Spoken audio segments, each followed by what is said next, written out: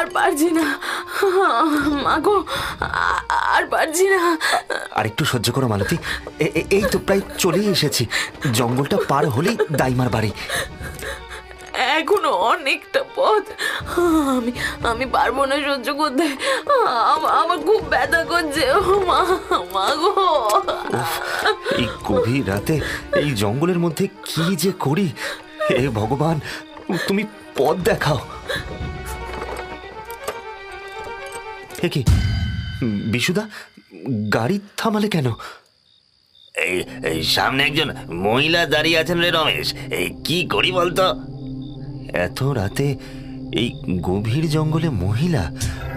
মালতী তুমি তুমি একটু সহ্য করো, আমি একটু দেখে আসছি। হ্যাঁ কি রে, পোয়াতি বউকে নিয়ে এত রাতে যে দাইমার বাড়ি যাচ্ছিস, তা ওখানে পৌঁছানোর আগেই যে তোর বউ বাচ্চা দুটোই মারা যাবে। মানে আপনি জানলেন কি করে যে আমার বউ পোহাতি? আর এসব কি বলছেন আপনি? আমি সব জানি, তাই তো এসেছি। এখন সর দেখি, তোর বউকে এখনই প্রসব করাতে হবে। এই বলে সেই মহিলা গরুর গাড়িতে যন্ত্রণায় ছটফট করতে থাকা মালতীর কাছে চলে যায়। মালতীর পাশে বসে সেই মহিলাটি বিড় বিড় করে এক অদ্ভুত মন্ত্রোচ্চারণ করতে থাকে। হিং রিং টিং ফট কাল পিশাচ তুং ছট, হিং রিং টিং ফট কাল পিশাচ তুং ছট, হিং রিং টিং ফট কাল পিশাচ তুং ছট। আরে আপনি এসব কিসের মন্ত্র পড়ছেন? তোর সন্তানকে সুস্থ জীবন দানের জন্য বন্ধন তৈরি করছি। তুই যা সামনে থেকে, আমি বাচ্চা প্রসবের ব্যবস্থা করছি। রমেশ গরুর গাড়ির সামনে থেকে সরে দাঁড়ায়। এর কিছুক্ষণ পর হঠাৎ করে জঙ্গলের আশেপাশের শেয়ালগুলো একসাথে ডেকে ওঠে, আর সেই মহিলা রমেশকে ডাক দেয়। এদিকে আয় রে, ছেলে হয়েছে রে তোর, এনে ধর। আপনি আপনি ভগবানের দূত মা, আপনার জন্যই আজ আমার সন্তান আর স্ত্রী দুজনেই সুস্থ আছে। যা বাড়ি যা, আমিও যাই, অনেক কাজ পড়ে আছে। কিন্তু মা। আবার কি হলো? মানে এতটুকু বাচ্চা তো জন্মের পর কাঁদে জানি, কিন্তু আমার ছেলেকে তো একবারও কাঁদতে শুনলাম না। ও সুস্থ আছে তো? একদম সুস্থ আছে। কিছু কিছু বাচ্চারা হয় অমন, চিন্তা করিস না, যা বাড়ি যা। এই বলে সেই মহিলা জঙ্গলের পথে অদৃশ্য হয়ে যায়।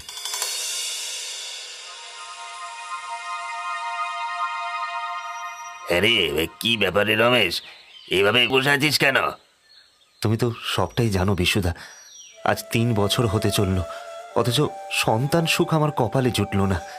প্রতিবার একই ঘটনা, না জানি কোন অপশক্তির ছায়া পড়েছে। এ বৌমা তো মনে হয় আবার গর্ভবতী হয়েছে, তাই না রে? এই কত মাস চলছে? 9 মাস। এবারেও জানি না ভগবান আমাদের ভাগ্যে ঠিক কি লিখে রেখেছে। আমার মনে হয় তুই ঠিকই ভাবছিস, এটা কোনো সাধারণ ঘটনা নয়। কিন্তু কি করা যায় বিশুদা, কার নজর পড়লো বলো তো আমার সংসারে? শোন, আমাদের গ্রামের মহাশ্মশানে এই রুদ্র ভৈরব নামের এক তান্ত্রিক কিছুদিন হলো আস্তানা গেড়েছেন। লোকটার নাকি অলৌকিক ক্ষমতাও রয়েছে। ওনাকে যদি পুরো ঘটনাটা খুলে বলা যায়, তাহলে আমার মনে হয় উনি তোদের সাহায্য করতে পারবেন। তাহলে চলো বিশুদা, আর সময় নষ্ট না করে আজ রাতেই মহাশ্মশানে যাই, ওই তান্ত্রিকের কাছে। চলো আমরা যাই। ঠিক আছে, আমি বাবাকে সব বলে রাখবো। তুই সময় মতো শ্মশানে চলে আসিস। হ্যাঁ,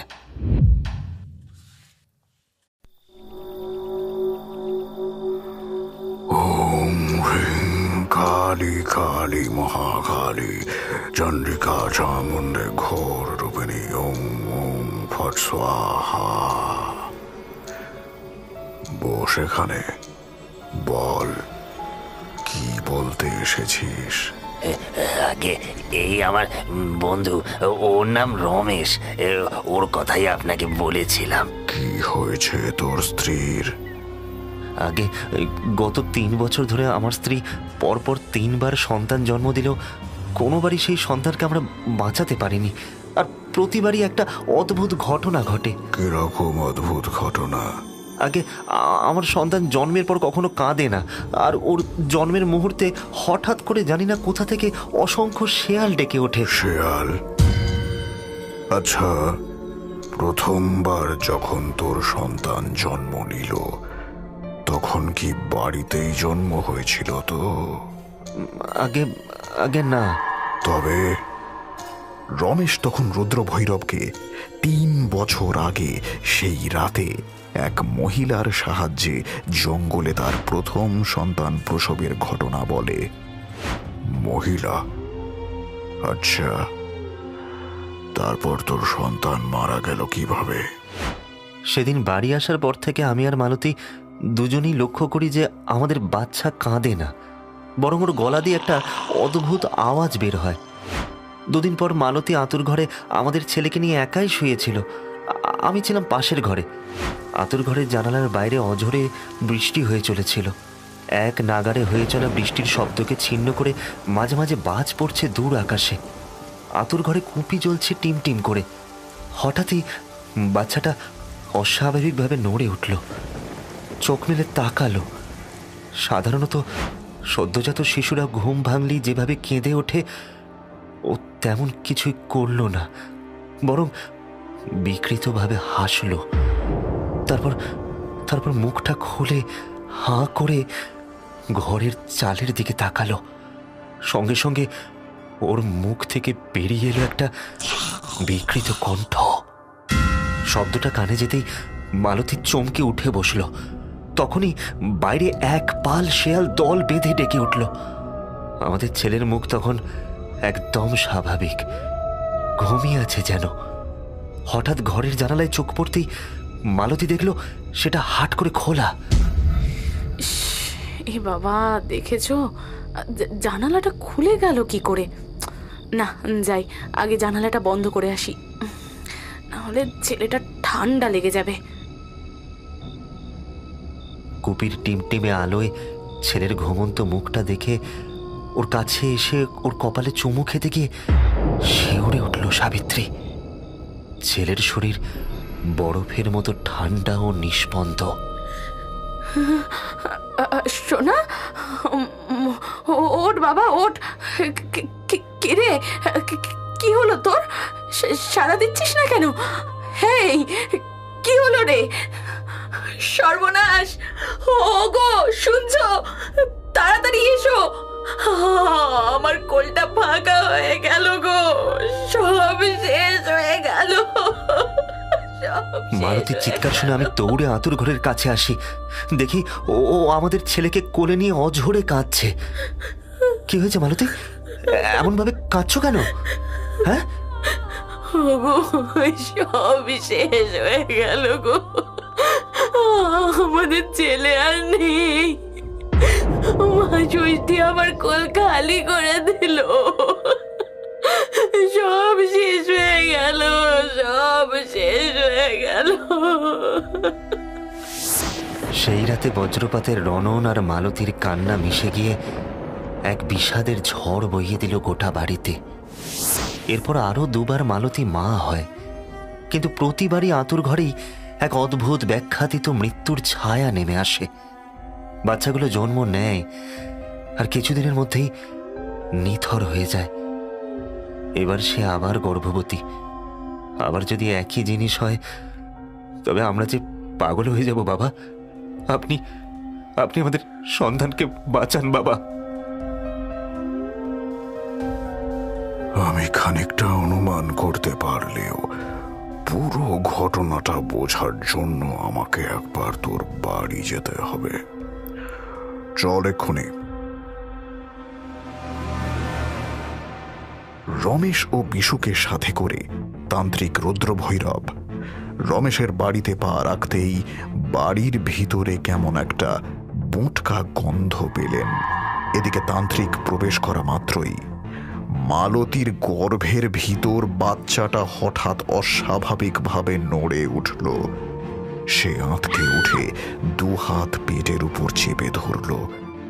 এরপর সে ধীর পায়ে রুদ্র ভৈরবের সামনে এসে দাঁড়াতেই তিনি বললেন, বস মা, আমার সামনে এসে বস।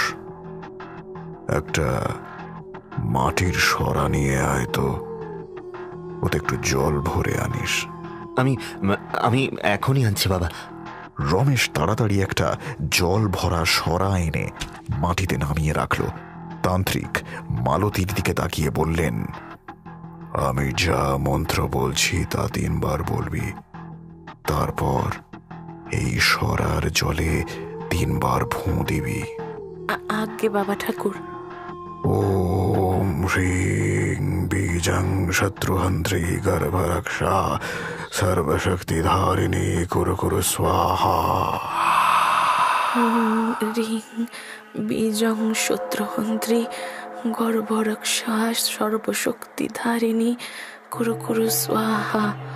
ওং রিং বীজং শত্রুহন্ত্রী গর্ভরক্ষা সর্বশক্তিধারিণী কুরু কুরু স্বাহা। ওং রিং বীজং শত্রুহন্ত্রী গর্ভরক্ষা সর্বশক্তিধারিণী কুরু কুরু স্বাহা। এরপর তান্ত্রিক সরা নিজের সামনে টেনে নিলেন এবং চোখ বুজলেন। তখনই যেন এক অন্য জগৎ খুলে গেল তার সামনে। তার কানে ভেসে এলো বিচ্ছিন্ন কিছু শব্দ, কোন তরুণ তরুণীর গোপন প্রেমালাপের ফিসফিসানি শব্দ, আর তারপরই মেয়েলি কান্নার স্বর। দূরে কোথাও শেয়ালের ডাক শোনা গেল। তারপরই শোনা গেল সদ্যজাত শিশুর কান্না এবং সব শেষে এক তীব্র বজ্রপাতের শব্দে আঁতকে উঠে চোখ খুললেন। বাবা, কিছু বুঝলেন? প্রতিশোধ, কেউ তোদের থেকে প্রতিশোধ নিচ্ছে। প্রতিশোধ? কি বলছেন বাবা? কিন্তু আমাদের থেকে কেউ কেন প্রতিশোধ নেবে? জীবদ্দশায় তো আমরা কারোর কোনো ক্ষতি করিনি। বাছা, আমাদের কোন ব্যবহারে কার কতটা ক্ষতি হচ্ছে সেটা কি আমরা সব সময় বুঝতে পারি? তোদের বাড়িতে কেউ কারোর গভীর ক্ষতি করেছে, কারোর মনে তোরা কেউ প্রচণ্ড আঘাত দিয়েছিস। এই আঘাতের ধাক্কা সহ্য করতে না পেরে সে উঠে পড়ে লেগেছে তোদের সর্বনাশ করতে। কে আমাদের ক্ষতি করছে বাবা? 3 বছর আগে যে মহিলা তোর সন্তান প্রসব করিয়েছিল, খুব সম্ভবত সেই। তোরা কি তাকে চিনতিস? ওই মহিলা? না, তাকে তো আগে কখনো দেখিনি। আর তিনি কেনই বা ক্ষতি করতে যাবেন আমাদের? বরং তিনি তো আমাদের বাচ্চা যাতে সুস্থ থাকে সেই জন্য মন্ত্র পড়ে বন্ধন করে দিয়েছিলেন। মন্ত্র পড়ে বন্ধন? কই, এ কথা তো আগে বলিসনি। না, মানে? সর্বনাশ! ওরে মূর্খ, তোর গর্ভে পিশাচ চালনা করেছে রে ও। কোনো সাধারণ পিশাচ নয়, একেবারে কাল পিশাচ। কাল পিশাচ? সেটা কি বাবা? কাল পিশাচ তন্ত্র চর্চার এক নিষিদ্ধ গর্ভবন্ধন ক্রিয়া। এই নিষিদ্ধ সাধনা কেবল চণ্ডরিণী নামে এক বিশেষ তান্ত্রিক গোষ্ঠী সম্পন্ন করতে পারে। এ অতি নিম্নমানের সাধনা। তারাই পিশাচকে নির্দেশ দিয়ে মাতৃগর্ভে স্থাপন করে। এই পিশাচ হল প্রাচীন অশান্ত আত্মা, যে জীবদ্দশায় কোনো দিন সুস্থ সন্তান প্রসব করতে পারেনি, কিংবা যার প্রতিটি সন্তান জন্মের অল্প দিনের মধ্যেই মারা গেছে। মাতৃত্বের সেই অপূর্ণ আকাঙ্ক্ষা আর বেদনা তাকে পরিণত করেছে এক বীভৎস পিশাচে। একে যদি কোনো গর্ভবতী নারীর গর্ভে স্থাপন করা হয় তবে সে যতবার মা হবে প্রতিবারই তার সন্তান জন্মের পর আঁতুড় কাটার আগেই মারা যাবে। এবার আমরা কি করব বাবা? আমার সন্তানকে বাঁচানোর কি কোনো উপায় নেই? চিন্তা করিস না মা, তুই ঠিকই মা হবি। আমি এসে পড়েছি যখন, তখন তোর মাথা থেকে এই অভিশাপ আমি কাটাবই। বাচ্চার জন্মের ঠিক 3 দিনের মাথায় কাল পিশাচ ভেদন নামে এক উল্টো ক্রিয়া করতে হবে। কিন্তু এই ক্রিয়া কি একটু আগে করা যায় না বাবা? বুঝতেই তো পারছেন আমাদের মনের অবস্থা। সব কিছুরই একটা নিয়ম আছে। এই ক্রিয়া বাচ্চা জন্মানোর আগে করা যায় না। এই ক্রিয়ার মূল উপকরণ বাচ্চা না জন্মালে পাওয়া যাবে না। উপকরণটা কি বাবা? তান্ত্রিক ঠোঁটের কোণে এক রহস্যময় হাসি টানলেন, একটিও শব্দ উচ্চারণ করলেন না। বেশ কয়েকদিন কেটে গেল।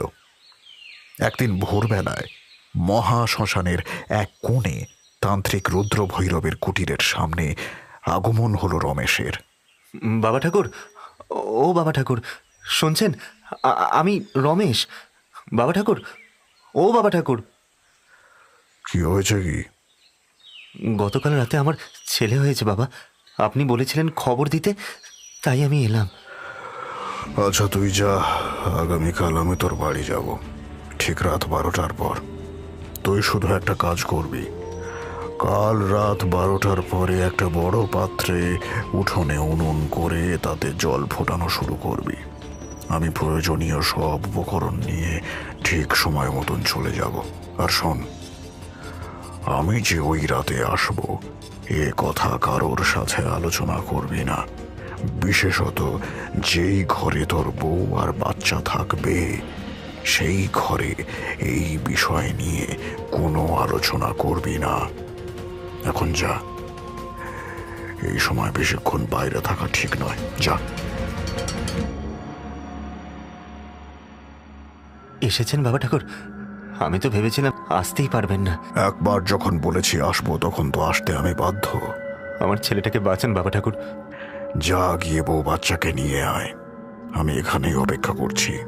মালতী, মালতী। মালতী তখন ছেলেকে কোলে নিয়ে বসেছিল। স্বামীর ডাক শুনে ছেলেকে কোলে নিয়ে বেরোতে যাবে, হঠাৎ দমকা হাওয়ায় ঘরের কুপিটা নিভে গেল। হঠাৎ খুব কাছেই যেন একটা শেয়াল ডেকে উঠল। মালতী চমকে উঠল, যেন হঠাৎই শিশুটির ওজন বস্তা ভর্তি ইটের মতন ভারী হয়ে উঠেছে। মালতী স্বামীকে চিৎকার করে ডাকতে গেল, কিন্তু কণ্ঠনালীতে শব্দ থমকে গেল। কোমরের নিচ থেকে অবশ হয়ে পড়ল ওর, পায়ে অসহ্য যন্ত্রণা শুরু হলো, চোখের সামনে ঝাপসা হয়ে এলো। বৌমারা তো সময় লাগছে কেন রমেশ? সেই তো, দাঁড়ান আমি গিয়ে দেখি একবার। না, তুই একা যাস না, আমিও যাচ্ছি। ঠিক তখনই কি করবি এই বাচ্চাটাকে রেখে? এও তো মরবে। কেন বারবার এমন হবে? তার চেয়ে ভালো আজ তুই নিজে হাতে ওকে শেষ করে দে। গলাটা গলাটা গলাটা টিপে ধর না। দেখ, ছোট্ট গলাটা একবার টিপলে সব শেষ হয়ে যাবে।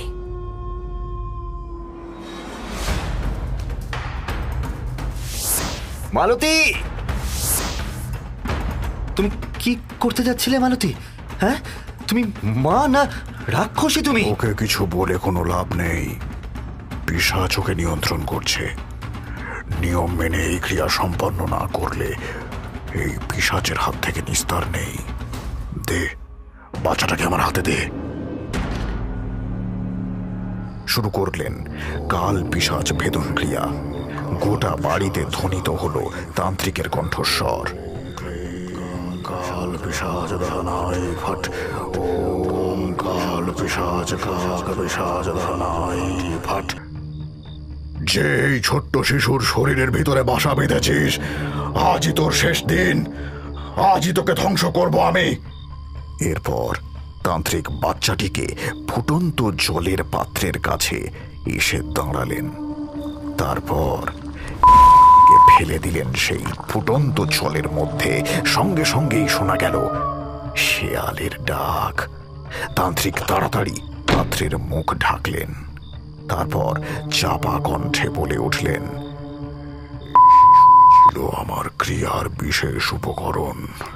এ কি করলেন আপনি? হ্যাঁ, আমাদের বাচ্চাকে বাঁচাতে বলেছিলেন, আপনি তো ওকে। ও তোদের সন্তান ছিল না। মালতীর গর্ভ থেকে কোনোদিনই কোনো মানব শিশু জন্ম নেয়নি। প্রতিবার পিশাচ দখল করত ওর ভ্রূণ। এই দুষ্ট চক্র না ভাঙলে এটা চিরকাল চলত। আজ আমি ওকে ধ্বংস করলাম। এরপর থেকে মালতীর গর্ভ থেকে কেবল মানব সন্তানই জন্মাবে এবং তার দীর্ঘায়ু হবে। আয় আয়, ওই পিশাচের আসল রূপটা তোরা এবার দেখে যা।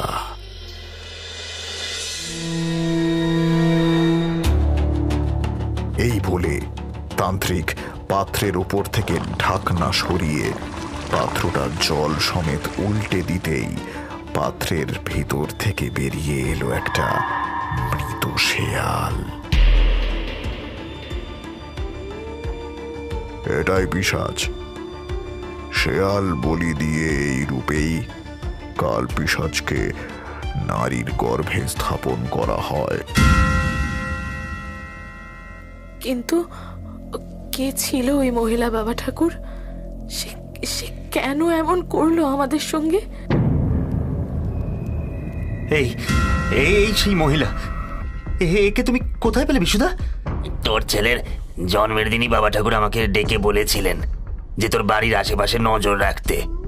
কাল পিশাচকে শক্তিশালী করে তুলতে ও তোর বাড়ির আশেপাশে ঘুরঘুর করবে।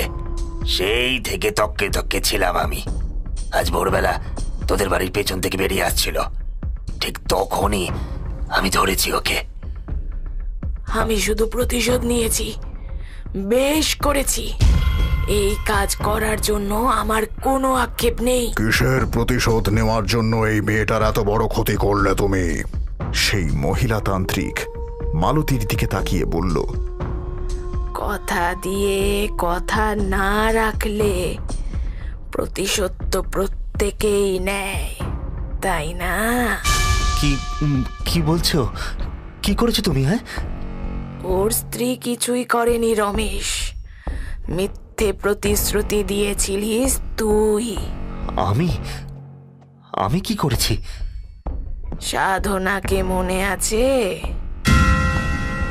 কি সাধনা?